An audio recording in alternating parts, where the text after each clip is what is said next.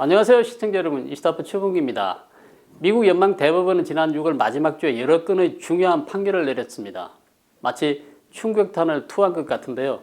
6대3으로 과반수를 차지하는 보수 성향 대법관들이 총기 사용, 낙태, 종교신앙, 기후변화 대책 등과 관련한 판결을 내렸죠.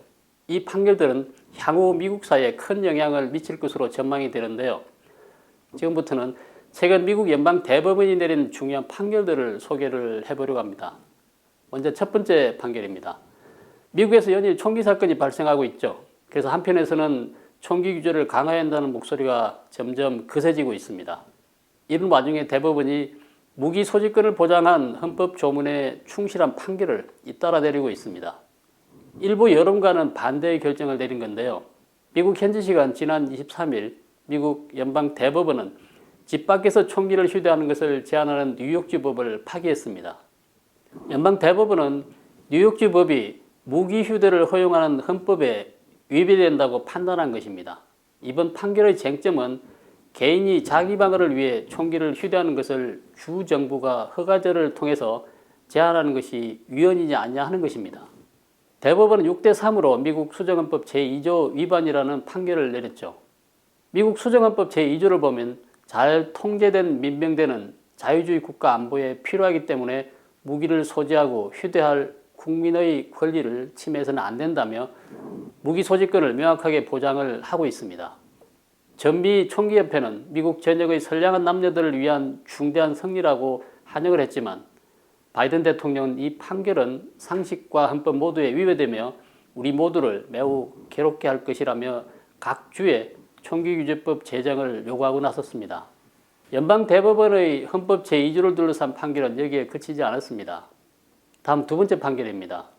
지난달 30일 대법원은 캘리포니아, 뉴저지 등 엄격한 총기 규제를 인정하는 4개 주 항소법원 판결을 파기하고 사건들을 하급심으로 되돌려 보냈습니다.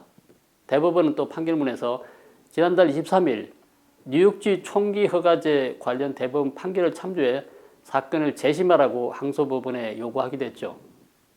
이번 대법원 판결로 미국 전역에서 일고 있는 총기 규제 강화 움직임에 제동이 걸린 셈입니다. 다음은 낙태 판결입니다. 지난 24일 미국 연방대법원은 헌법상 권리가 아니다라는 이유로 임신 6개월 이내 낙태를 헌법상 권리로 인정했던 로데 웨이드 판례를 처음부터 잘못됐다고 공식 폐기했습니다. 낙태 금지를 각 주가 판단해서 결정하라는 겁니다. 이 판결은 미시시피주의 유일한 낙태 클리닉인 잭슨 여성보건기구의 헌법소원에 따른 것인데요. 이 단체는 임신 15주 이후의 낙태를 전면 금지한 미시시피주 법이 헌법상의 권리에 어긋난다고 주장했습니다. 이번에도 대법관 9명 중 6명의 보수성향 대법관은 미시시피주의 법이 합헌이라고 보았고 민주당이 임명한 진보성향 대법관 3명은 위헌이라고 주장했습니다.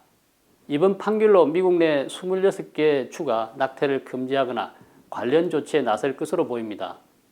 한편 이 과정에서 1974년 로데 웨이드 판결에 대한 재검토까지 이루어졌다고 하는데요.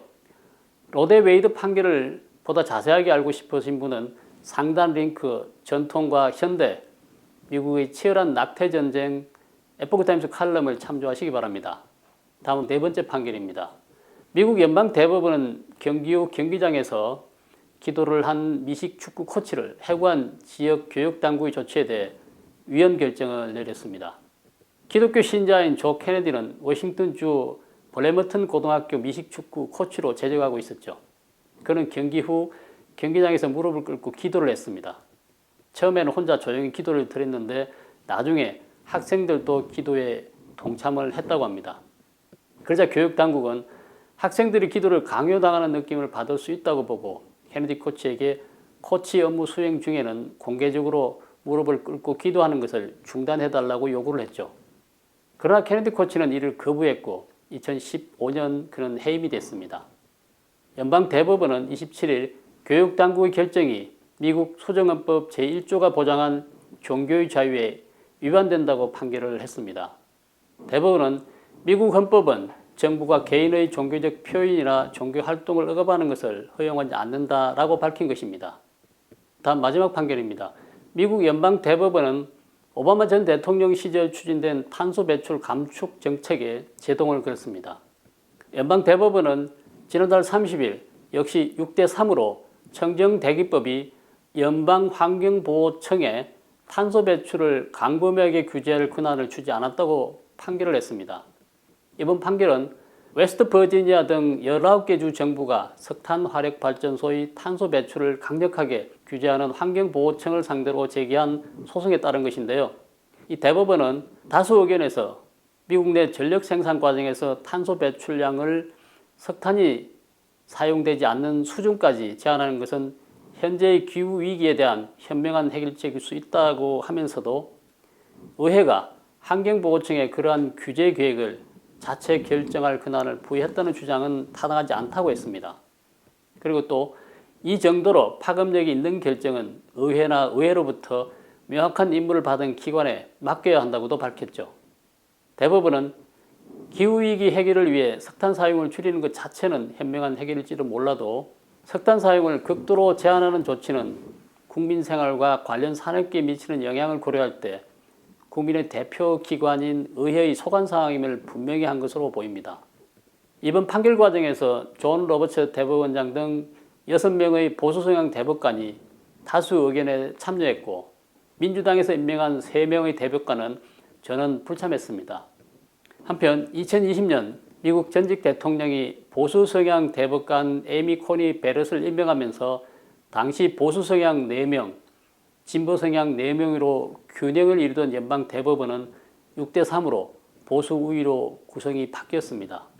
진보성향 대법관은 헌법을 살아있고 부단히 진화하는 문서로 여겨 그들이 주장하는 결론에 도달하기 위해 근거, 기준, 규칙을 수시로 바꾸는 반면에 보수 성향 대법관은 역사와 전통에 의거해서 헌법 정신을 실천하는 것을 주장합니다.